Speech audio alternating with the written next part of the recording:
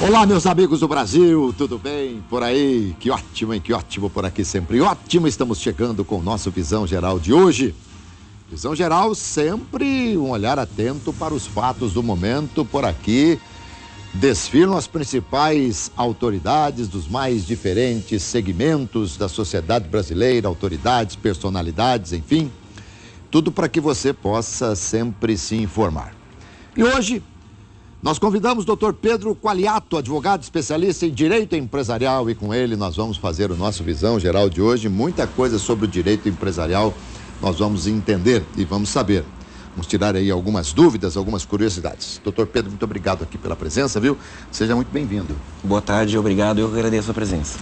Aliás, sua presença é extremamente bem-vinda, até porque logo que você me viu, você falou assim, olha, eu te ouvia muito no rádio, nas narrações de futebol. Você sabe que para o narrador de futebol, claro que dinheiro é bom, né? Todo mundo precisa, mas eu costumo dizer que o dinheiro alimenta o corpo, o prazer alimenta a alma, né? E quando ele ouve alguém dizer que é ouvinte dele, é uma satisfação muito, muito grande. Então, eu te agradeço, viu? Muito bom. Bugrini, doutor? Sim. Guarani, desde pequeno, e muitas lembranças dessa voz. Roberto César narrando os jogos do Guarani, comentando, e é interessante agora estar aqui pessoalmente conversando com você. Legal. Como diz na música, né? Nem sempre ganhando o Guarani, nem sempre perdendo, mas sempre vindo. Realmente é muito legal. Deixa eu falar um pouquinho de você aqui. Deixa eu te qualificar um pouquinho aqui e mostrar para o nosso telespectador. O Pedro Qualiato é advogado atuante na área empresarial há mais de 15 anos, mestre em Direito Comercial Internacional pela Universidade da Califórnia, especialista em Direitos do Consumidor pela PUC São Paulo, MBA Executivo Internacional em Direito da Economia e da Empresa pela Fundação Getúlio Vargas, pós-MBA em Inteligência Empresarial pela Fundação Getúlio Vargas. Belo currículo, hein? Parabéns. Obrigado. Tão jovem assim, né? Doutor Pedro, quantas vezes por ano você explica para a pessoa que Qualiato é com GLI? Olha, desde pequeno, e na verdade a pronúncia em português, aportuguesado, de forma portuguesa você fala Quagliato. Quagliato. Que a pronúncia italiano, que é como se fosse Qualiato, que a gente evita. Mas você usa Qualiato, né? Qualiato é mais fácil. Sim, e mais sofisticado, né? Eu tenho um amigo que o sobrenome dele é Cagliari. E eu falo, mas você é da Itália, tem a cidade de Cagliari na Itália, com o time e tudo. Mas ele falou, não adianta, eu falo Cagliari e depois tem que ficar soletrando para ver como é que a coisa funciona. Doutor, nós vamos falar de agronegócio hoje aqui também, né? Aliás, o agronegócio, para quem é assim um pouco mais da velha guarda, o agronegócio não é nada mais, nada menos do que a nossa agricultura muito forte. Estou errado, não? Não, está correto. O agronegócio é uma maneira nova, moderna de chamar a agricultura em geral, desde o fornecedor que colhe a fruta, que faz o tratamento na lavoura, até a empresa que vende ao consumidor final. Toda a cadeia produtiva você chama de agronegócio ou agrobusiness, se você quiser chamar de uma maneira mais sofisticada. Porque o agronegócio já é melhor do que a agricultura. O agrobusiness, então, deve ser muito mais forte ainda, né? E vamos começar falando aqui sobre o Plano Safra.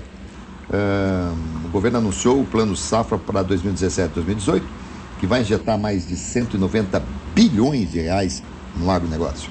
Perfeito. O governo publica bianualmente, cada 2 anos, esse Plano Safra. Ele procura adequar as condições para adesão do agronegócio ao plano. Então, de acordo com o que está acontecendo no país naquele momento, o governo coloca as exigências, os requerimentos para que o agricultor, tanto o agricultor de grande porte como a agricultura familiar, o agricultor de pequeno porte, possa aderir ao plano. E esse ano, agora, em 1º de agosto, é a data para que o setor do agronegócio passe a entrar, poder usufruir, entrar com requerimento para poder usufruir desse agrofinanciamento. Uma pergunta que não quer calar, porque nós estamos vivendo, infelizmente, num mundo de corrupção muito grande, né? E envolvendo empresas, inclusive, renomadas do país. Como é que é a administração desse centro? Porque é um dinheiro, eu não sei nem quantos zeros tem isso aí, 190 bilhões. Como é que isso aí é administrado para que, de repente, se fechem as portas da corrupção? Realmente uma injeção muito alta, significativa, de um montante alto. Desses 190 bilhões, 30 bilhões são destinados à agricultura familiar, empresas de pequeno porte ou empresas familiares.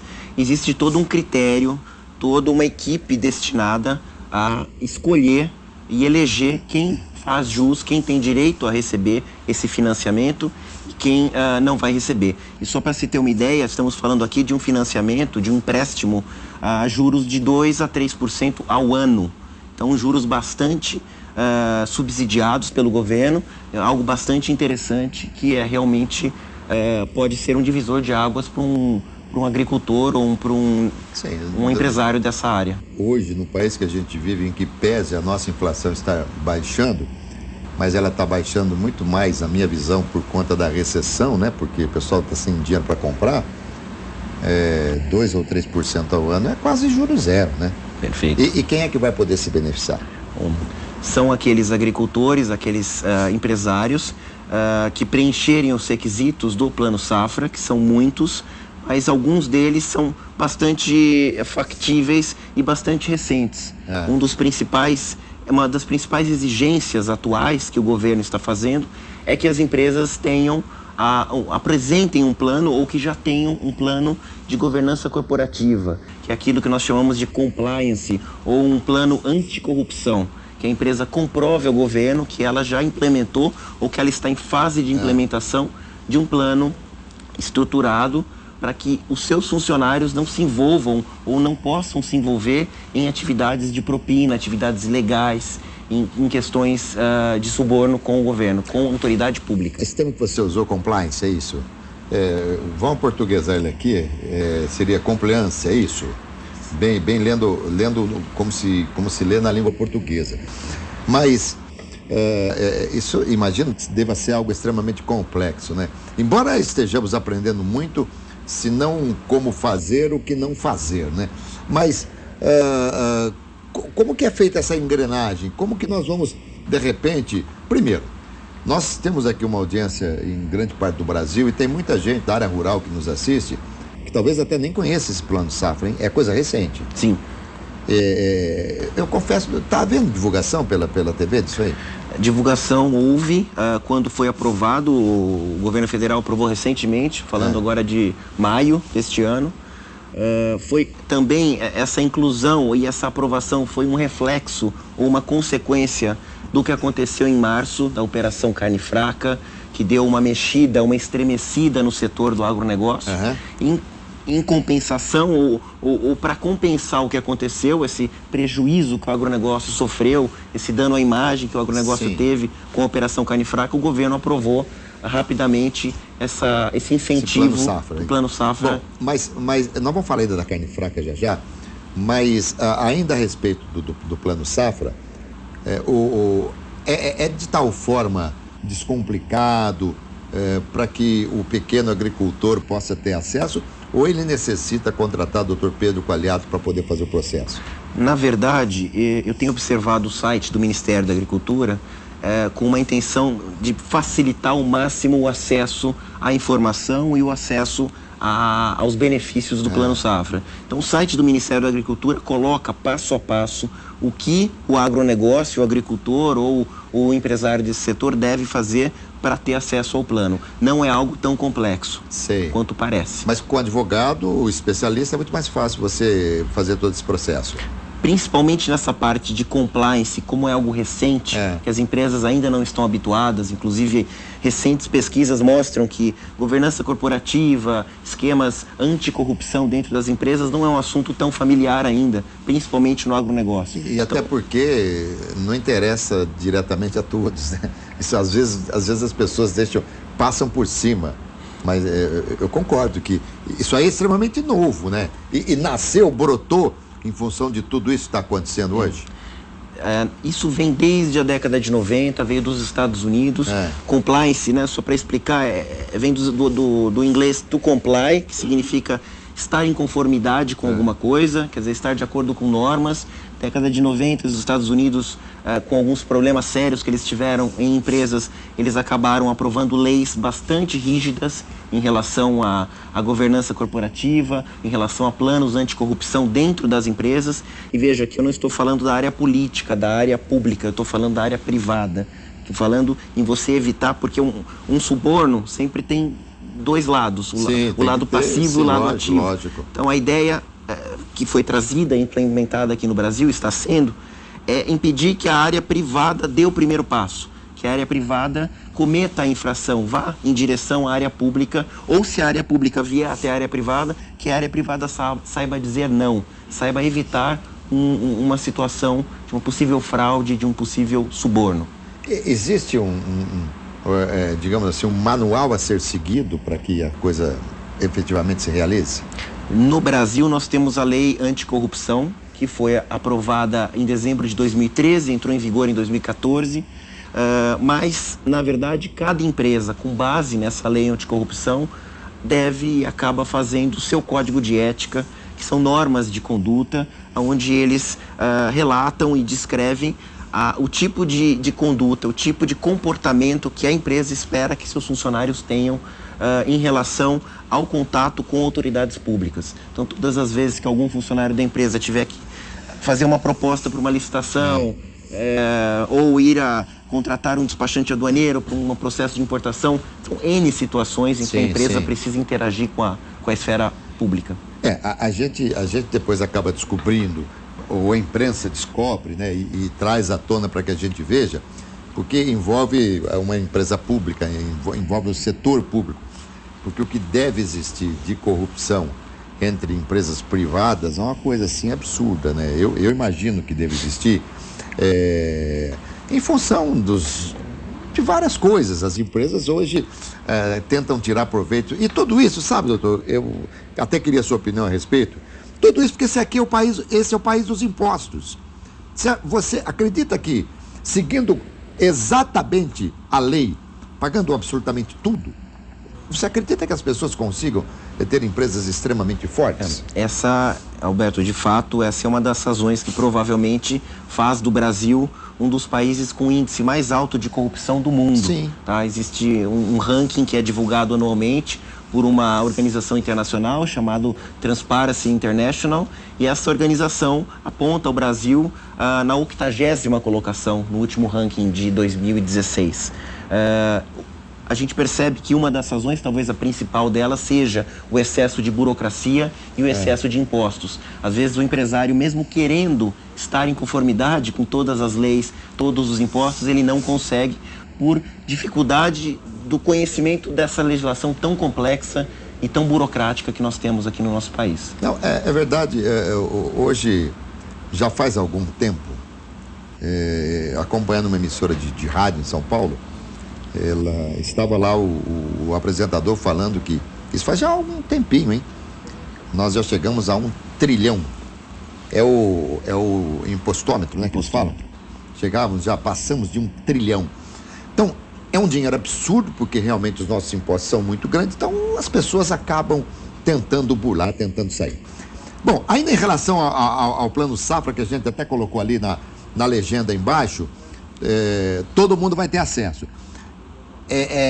As pessoas que têm umas empresas menores e tal, isso pelo site poderão... Qual que é o site que eles entram? Ministério da Agricultura. Eu não sei exatamente o site, mas é o www... Aquilo ali, acho que é agricultura.gov.br. Perfeito. Muito bem. Aí ele vai se informar. Bom, aí nós estamos falando de 190 bilhões, e você disse que 30 bilhões são destinados às menores empresas. As menores empresas. E o restante para as empresas maiores. O que os empresários familiares ou as empresas maiores precisam é de um projeto que aponte, que demonstre a destinação desse empréstimo ou desse financiamento. Então eles têm que apresentar ao governo: olha, nós pretendemos comprar um maquinário, ou pretendemos comprar a safra ou as sementes para a próxima safra. Eles têm que apresentar, o governo vai autorizar ou não, como faz um financiamento junto ao BNDES, vai observar alguns critérios, se a empresa está regularmente, devidamente registrada. Mas isso já não existe, não tinha o Finame para isso? Já não existia isso?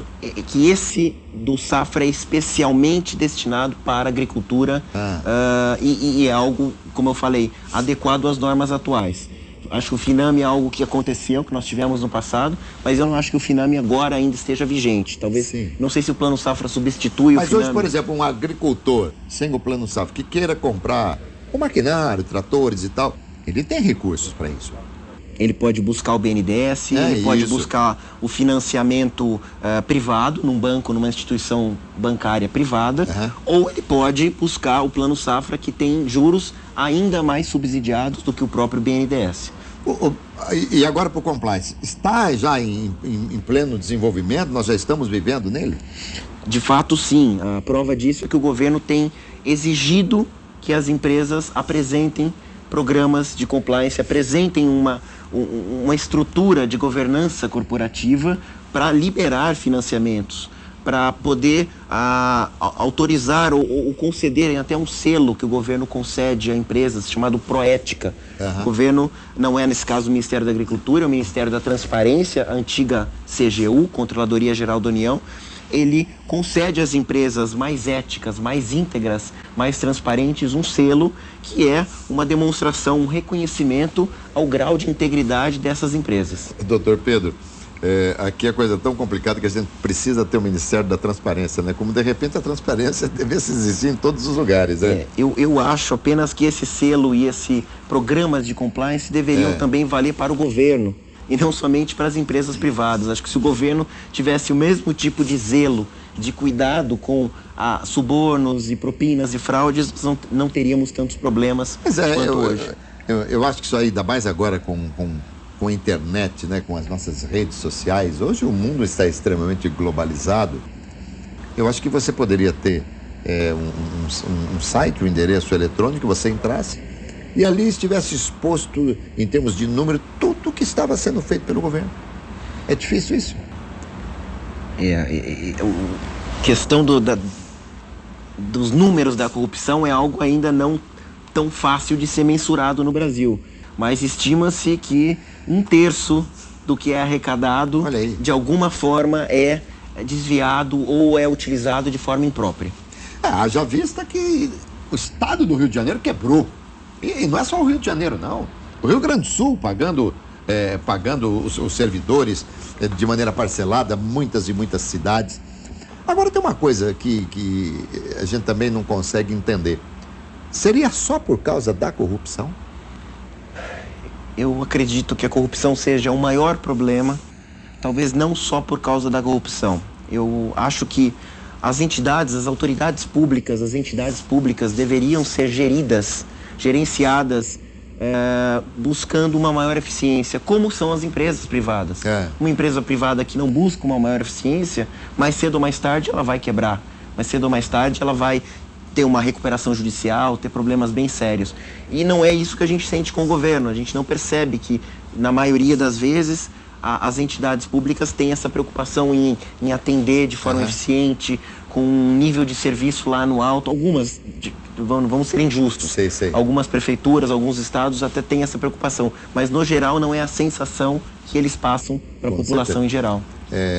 Muitos políticos que vêm aqui no Visão Geral para dar entrevista dizem que hoje não basta ser honesto, tem que provar que é honesto, tá certo? É a realidade. E na indústria, na indústria, no comércio, enfim, nas empresas, elas, além de realizarem para elas, tem que fazer exatamente o que você falou, tem que passar para nós, efetivamente, essa confiança, e é mais ou menos o que eles não estão passando. Exatamente. A questão é que o que eu sempre digo e algo que nós sempre observamos quando se trata de escândalos, de fraudes e propinas que envolvem empresas. Somente uma empresa, somente dela estar envolvida ou ter seu nome citado em um escândalo, e às vezes essa acusação nem é concreta, ela nem é no final concluída favorável, contrariamente à empresa, ela já tem um dano à imagem dela causado, às vezes, irreversível. Mas isso é porque nós, povo, nós, população, nós, consumidores, não aguentamos mais, né? Aqui, um pingo é letra, a gente já fica desesperado. Vamos falar da carne fraca, quero falar também das consequências para o Brasil em relação a toda essa corrupção envolvendo a Odebrecht, tá bom? Mas, antes da gente continuar a entrevista aqui, não vamos falar da carne fraca, não vamos falar do Odebrecht, enfim, dos assuntos palpitantes do nosso dia a dia. Doutor Pedro, a gente começou a falar um pouquinho da carne fraca, da Operação Carne Fraca. Primeiro, acho que teve exagero naquilo, não? A grande dúvida em relação ao exagero ou não, a questão é que como envolve um produto, um bem de consumo, que é colocado na mesa do cidadão brasileiro, isso gera uma preocupação natural. Sim, né? claro. Já é algo alarmante.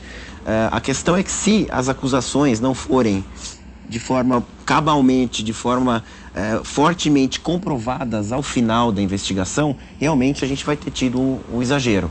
Mas se ao final realmente for tudo isso que eles disseram, eu acho que não. Eu acho que foi algo válido, causou uma grande comoção nacional e internacional e acabou trazendo um prejuízo grande até para a nossa economia. Com certeza. Por exemplo, se não for provado, aí a empresa ela pode requerer do governo uma indenização? Somente a Brasil Foods e a JBS, que são as duas principais empresas envolvidas, somente elas, no dia seguinte da deflagração da Operação Carne Fraca, elas tiveram uma desvalorização das suas ações na cifra de 5 bilhões de reais. Perderam de valor de mercado. Você imagine se ao final elas forem absolvidas, o que eu acho pouco provável, mas pode acontecer. Em tese, caberia algum tipo de compensação contra o governo ou contra a imprensa, da maneira que aquilo foi colocado. Em tese. Muito bem. Então, esse é um lado da questão, se não ficar aprovado. E se ficar aprovado, como é que nós vamos fazer? Eu comi essa carne, você também, quem está nos vendo também, e aí, como é que a gente fica? Geralmente as punições para esse tipo de infração, de violação, são bastante severas. Estamos falando aqui de uma compensação financeira ao governo, compensação financeira eventualmente a associações de consumidores, multas não só ao governo brasileiro, mas talvez até internacionais, outros governos e outros estados internacionais que tiveram, que entenderem que tiveram prejuízos pela aquisição da carne contaminada ou da carne não certificada de forma correta, eles podem também entrar contra as empresas. E logo em seguida veio isso aí. Nós tivemos uma reviravolta na nossa economia, com toda certeza, e logo em seguida nós tivemos uma bagunça na política envolvendo inclusive a JBS, que foi com o Joesley, enfim, o Wesley, todo aquele processo que por sinal agora está já na Comissão de Constituição e Justiça na Câmara, para ver se a coisa segue em frente ou não. O que é que abalou mais? Porque há uma consequência econômica quando você tem um problema político. Na sua visão, o que abalou mais o país? A conversa lá na garagem com o do Temer ou a divulgação da carne fraca? Para a JBS, acho que tanto a divulgação da carne fraca, o envolvimento dela na carne fraca, como a delação pelo Joesley, seu presidente, da conversa que ele teve com Michel Temer e toda aquela influência política que eles tiveram e têm junto aos deputados e aos senadores, isso demonstra apenas o reflexo, o retrato de uma empresa sem qualquer tipo de preocupação com a gestão, com a governança, com seguir as normas. É uma empresa que aparentemente, eu estou colocando aqui pelo que nós tivemos informações, que não prezava por seguir as regras, seguir as normas de certificação dos produtos ou seguir as normas em relação ao contato com o governo. As empresas não são proibidas de terem contato com o governo, mas para isso existe um departamento chamado Relações Institucionais ou Relações Governamentais, que empresas como a JBS deveriam ter e deveriam canalizar os seus contatos junto ao governo, junto à administração pública. É hilariante, se não fosse trágico, né? Seria humorístico. O maior comandante do país, o presidente, a autoridade máxima do país, receber a autoridade máxima de um grupo que acho que é o 5º no mundo, né? Em proteína, proteína animal, e o encontro dessas duas personalidades, vultuosas personalidades, ser realizado em pé no fundo de uma garagem É uma coisa absurda.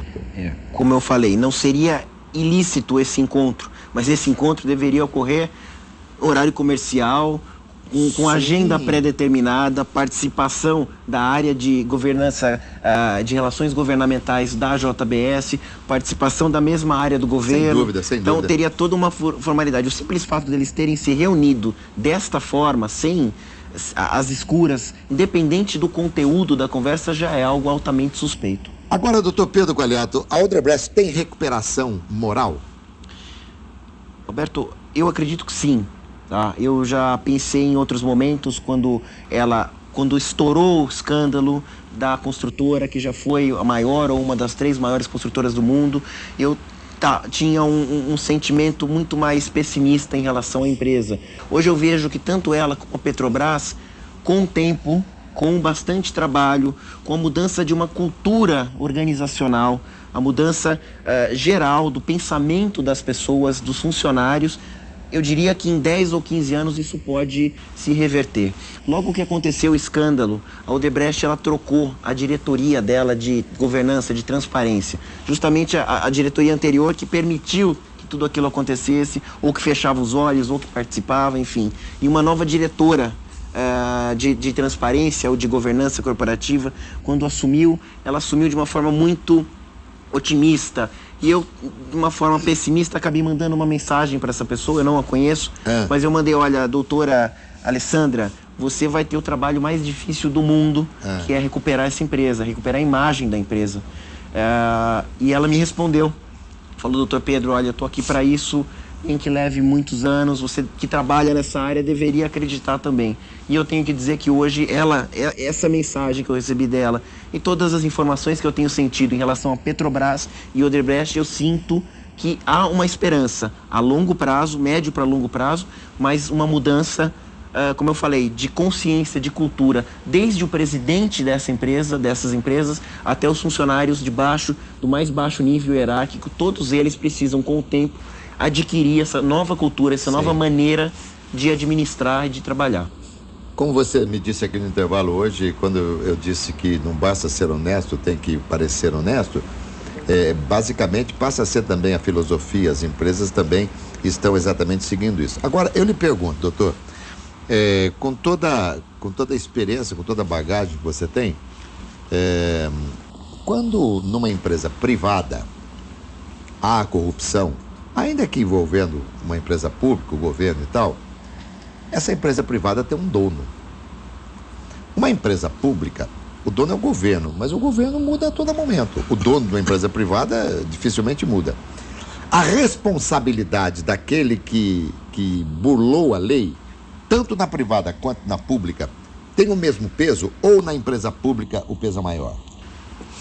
Olha, Alberto, essa nova lei anticorrupção, ainda é relativamente nova, aprovada em 2014, ela estabelece punições pelo envolvimento em fraudes não só dos funcionários das empresas privadas, mas também pela própria empresa privada. Então, depois da aprovação da lei anticorrupção, não só o funcionário, o executivo da empresa pode ser punido criminalmente ou administrativamente, civilmente, mas a própria empresa pode sofrer punições, sanções, como suspensão de atividades, proibição de contratação com o governo, participação de licitações e até mesmo o fechamento das suas atividades. Então, com essa nova lei, eu entendo que hoje você tem praticamente equiparado o tipo de punição e o grau de exigência que tanto para o setor público quanto privado. A questão é que no público, às vezes, você tem um foro privilegiado, você tem outras questões que acabam dificultando um pouco mais empresa privada nenhuma tem foro privilegiado, né? Não existe. Nenhuma. E é nessa hora que entra o doutor Pedro, né? Quando, por exemplo, a empresa é sancionada pelo governo e tal, nessa hora que entra. Aliás, por quais razões as empresas, as principais, contratam, por exemplo, teu serviço? O ideal é que a empresa se preocupe com isso antes de acontecer algum problema, preventivamente. Porque você fazendo um programa estruturado de governança corporativa, você busca evitar ou minimiza muito a ocorrência de situações como essa. Então, a primeira coisa é isso, você tentar evitar. Não sendo possível você evitar, você pelo menos pode minimizar, pode diminuir consideravelmente a punição que a sua empresa sofre ou pode sofrer caso ela seja condenada numa investigação por um envolvimento em fraude. Então, sai lá a investigação, a sua empresa no final é condenada a pagar 20, 30 milhões, a condenação é proporcional ao tamanho do dano que ela causou, ela é proporcional ao faturamento da empresa.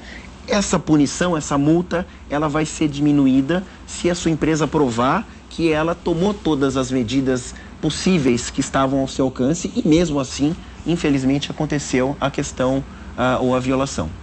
E em relação à JBS, a delação ou a colaboração premiada do Joesley, do Wesley e tal, para eles, sobretudo para os dois, né, valeu uma, digamos, uma absolvição, quase que um perdão, né? Isso aí, inclusive, está sendo extremamente contestado.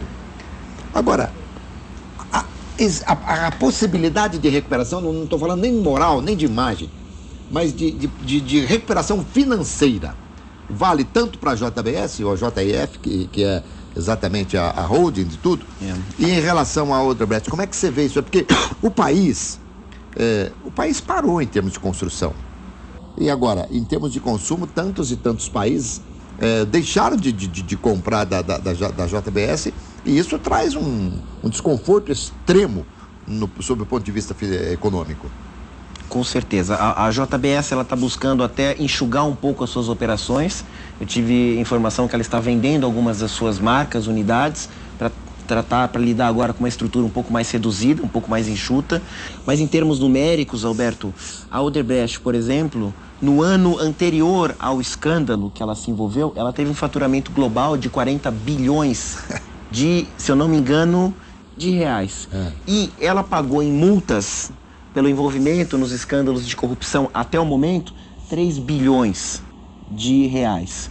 Portanto, por mais que a empresa tenha que pagar, o faturamento dessas empresas, muitas vezes, ele acaba superando né? E muito o que elas pagam em multas. O pagamento ou o estabelecimento da multa, ele tem todo um critério, a multa não é arbitrária, ela tem todo um critério para ser estipulada.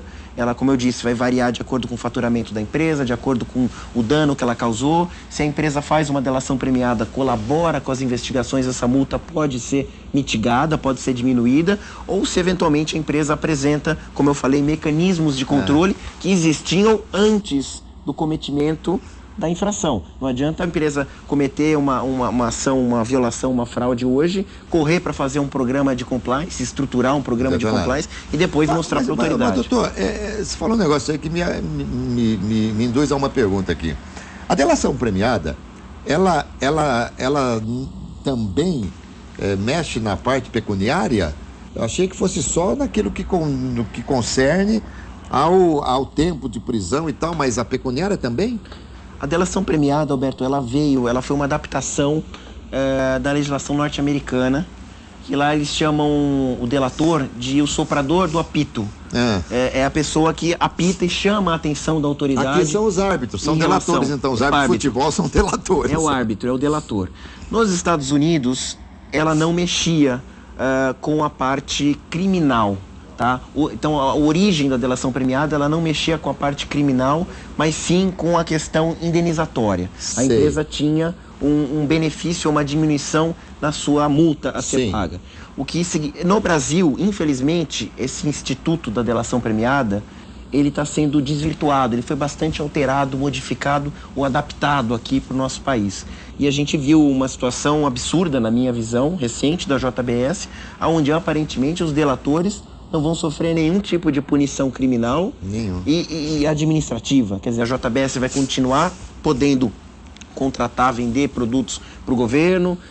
O Joesley e a alta diretoria da empresa, que são aqueles que deveriam dar o exemplo para todos os outros funcionários de uma atuação livre de qualquer escândalo, digna, tal. Eles, infelizmente, não vão sofrer nenhum tipo de punição por conta disso. Então, originalmente, a delação premiada não tinha esse caráter de livrar totalmente a pessoa.